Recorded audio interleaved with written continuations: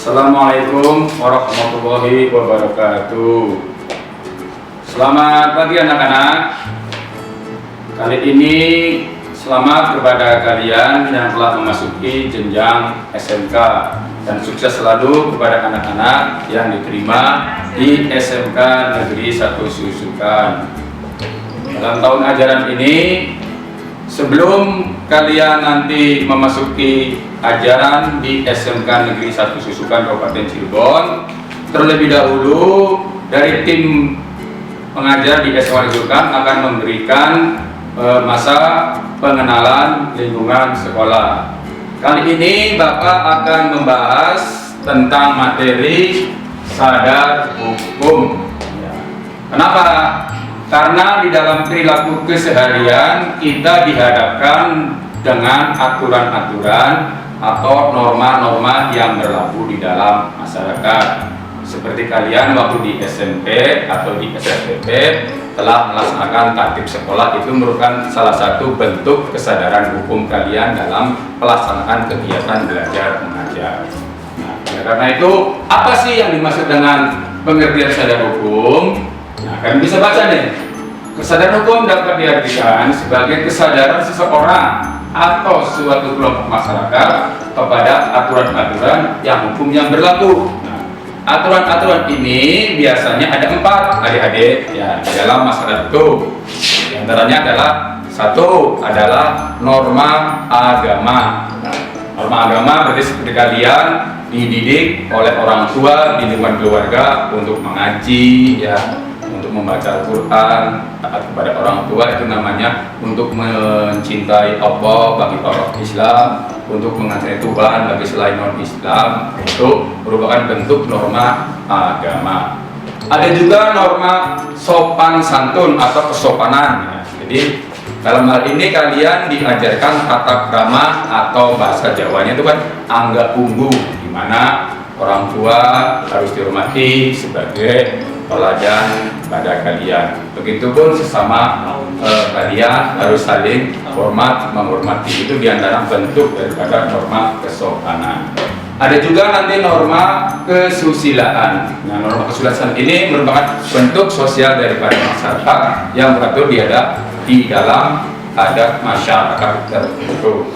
Dan yang terakhir itu yang keempat adalah norma hukum. Nah, norma hukum ini merupakan bentuk aturan yang tertulis dan ada sanksinya yang tegas. Apabila dilanggar akan mendapatkan sanksi yang nyata dan langsung. Nah, seperti itu.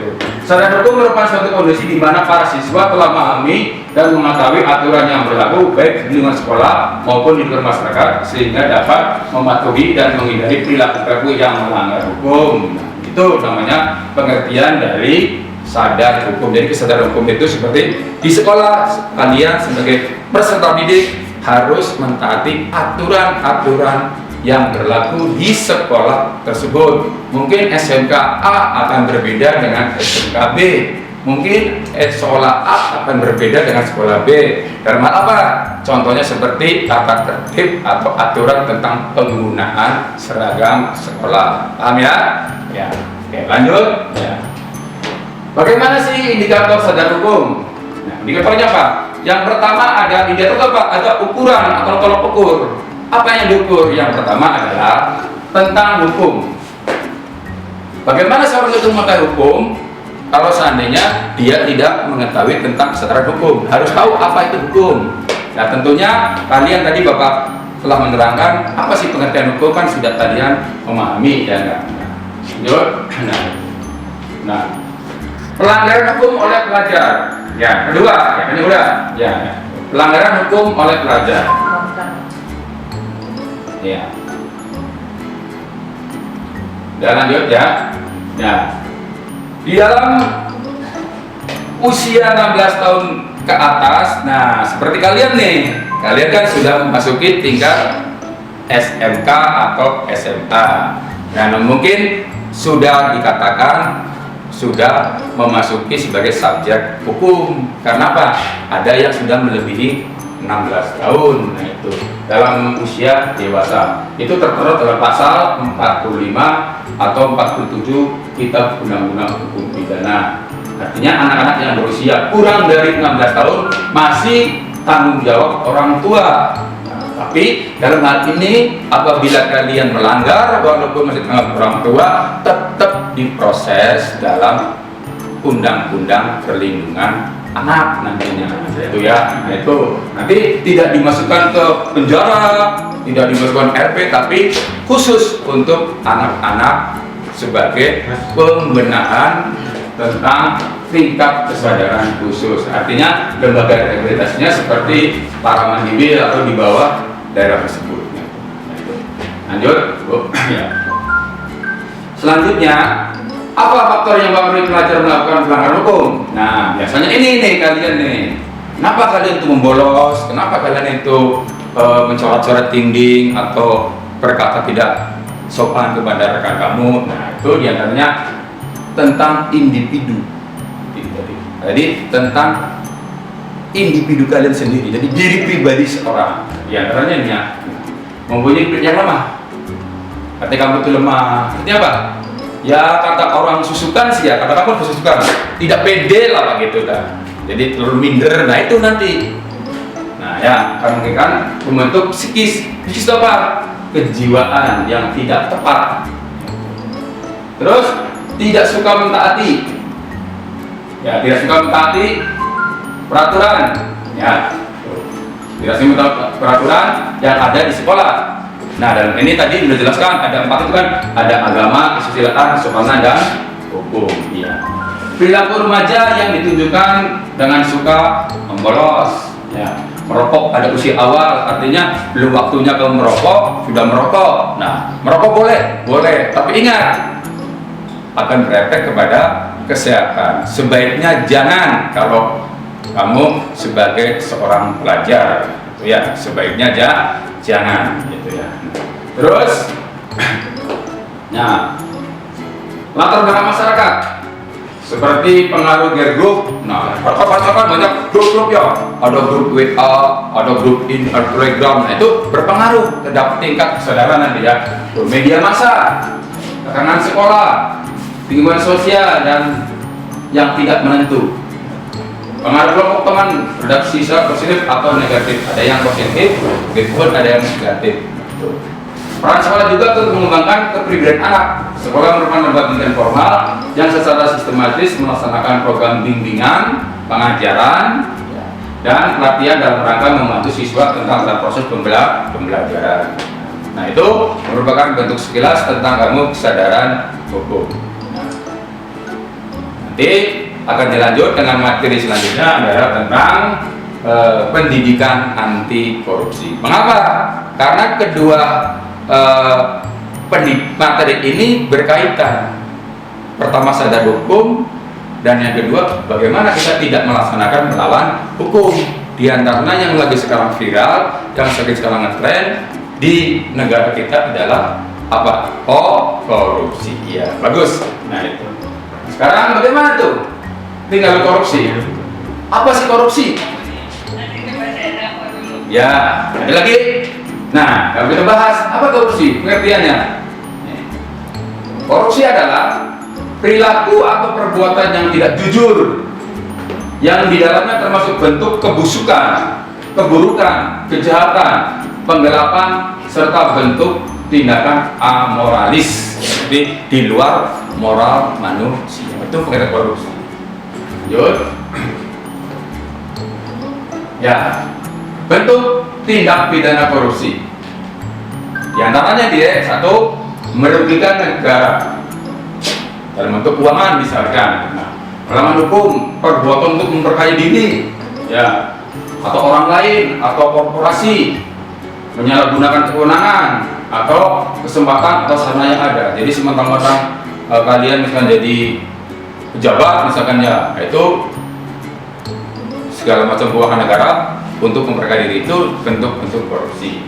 Yang kedua, suap menyuap. Ya, memberikan atau memberikan janji suatu kepada pejabat karena kekuasaan atau kewenangan yang berhubungan dengan jabatannya. Itu misalkan kamu melaksanakan ingin A, memberikan suatu kepada pihak tertentu atau pejabat tertentu. Yang ketiga, lanjut. Nah, penyalahgunaan jabatan. Nah, pejabat atau PNS yang sengaja merusak atau menghilangkan dengan sengaja barang, akta atau surat dokumen yang diperlukan. Nah, itu seandainya kalian menjadi pejabat, nah jangan ya, mentang-mentang kamu jadi seorang pejabat, penyalahgunaan kekuasaannya, oh siapa aku, itu nggak boleh. Itu namanya bentuk korupsi yang pada akhirnya akan mensasarkan rakyat yang bapak pimpin atau yang kamu pimpin nantinya. Yang keempat, pemerasan, meras gitu. Udah mau nggak segini, kalau kamu kerja di sini mau nggak segini, nah itu tidak boleh.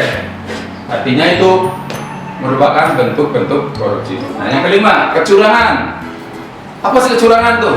Misalkan kamu jadi seorang pemborong atau kamu sebagai seorang kontraktor, nah ya habisnya sekian, dibilangnya sekian. Contoh kecilnya, kamu misalkan jadi ketua kelas akan mengadakan camping di suatu tempat. Nah, kumpulan mengadakan iuran kepada rekan-rekan kamu. Nah, setelah itu terkumpul uang misalkan 500.000. Nah, penggunaannya 300, dibilangnya habis. Nah, itu namanya bentuk apa? Kecurangan dalam anggaran. Lanjut ya. Gratifikasi. Nah, gratifikasi itu apa? Memberikan sesuatu kepada seorang dengan imbalan tertentu. Nah, namanya gratifikasi. Jadi misalkan kamu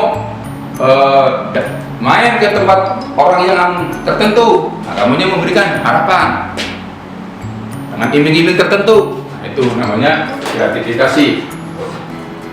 Nah, itu namanya bentuk-bentuk gratifikasi ya. Bisa juga berupa apa? Uang, barang, atau potongan diskon, ya enggak? Komisi, pinjaman tanpa bunga, nah itu macam-macam lah bentuknya. Itu namanya gratifikasi. Lanjut. Ya.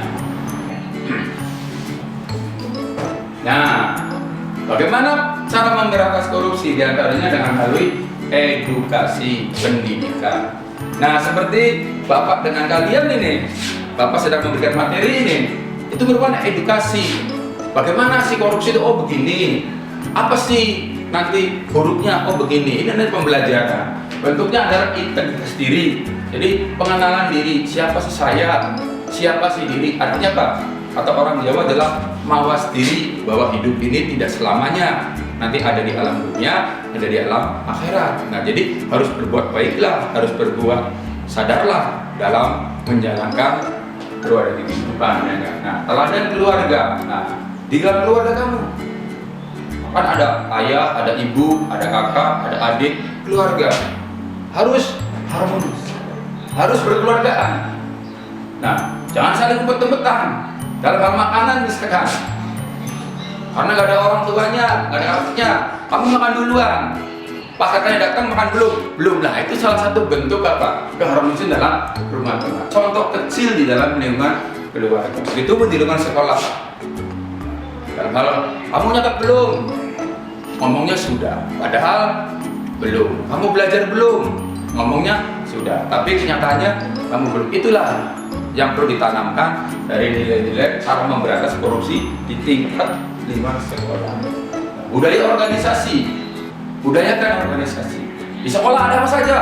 Ada ekstrakurikuler, ada paskibra, ada pramuka, ya, ada ekskul seni, ada irmas, inkubator bahasa masjid, gitu ya. Nah silakan sesuai dengan kemampuan kalian, bakat kalian sana. Sebagai apa? Bentuk penyadaran diri dalam tindak tanduk, dalam berorganisasi, dibudayakan nah, supaya mengenal. Nah, lanjut. Nah, terus kasih lanjut. Nah, yang kedua, perbaikan sistem. Perbaikan sistem diantaranya memperbaiki cara kerja pemerintahan atau birokrasi. Jadi birokrasi jangan bertele-tele lah, dipersempit, itu disingkat saja lah, gitu ya. Merumuskan secara tegas negara dan pribadi. Mana milik negara, mana milik pribadi, mana kepentingan umum, mana kepentingan pribadi, harus diselesaikan, ya. Lanjut, ya. Menegakkan etika profesi dan tata tertib lembaga dengan pemberian sanksi yang tegas. Jadi etika profesi itu apa? Etika itu berarti tata cara. Profesi adalah apa? Profesi adalah apa? Bakat atau profesi itu apa? sesuatu yang dapat dikerjakan. Profesinya apa? Misalkan profesinya siswa, lah yang dikerjakan oleh siswa itu apa? Belajar, ya harus belajar. Jangan profesinya siswa bolos, profesinya siswa nongkrong-nongkrong atau ongkok-ongkok. Nah itu namanya etika profesi.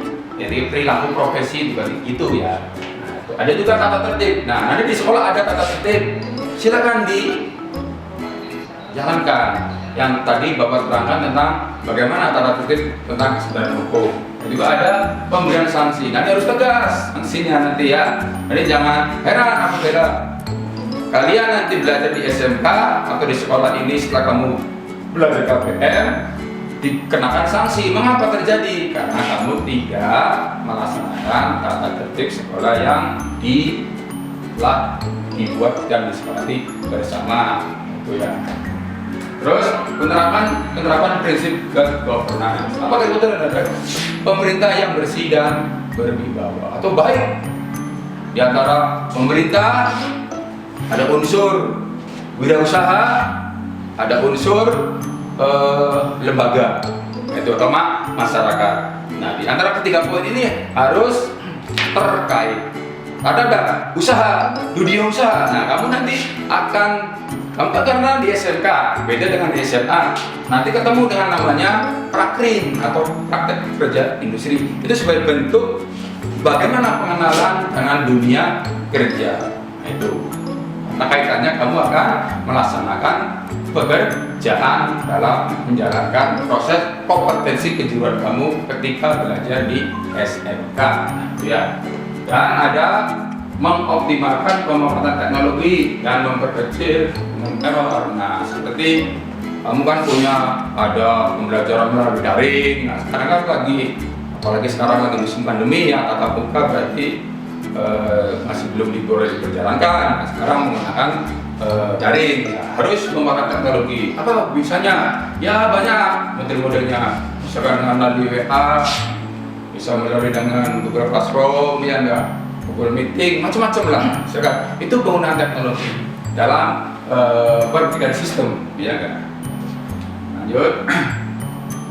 Nah, itu sekilas tentang bagaimana tentang proses kesetaraan hukum dan pendekatan anti korupsi dalam pemberian materi masa pengenalan lingkungan tahun ajaran 2021-2022. Demikianlah materi yang Bapak bisa sampaikan sekilas. Nah, mudah-mudahan nanti Bapak akan kasih filenya kepada kalian. Silakan dipelajari dan silakan dipahami lebih lanjut. Mudah-mudahan pertemuan sesingkat ini dalam rangka suasana pandemi kalian bisa menjaga jarak, ya enggak, bisa menjaga kesehatan masing-masing demi kesehatan kita bersama.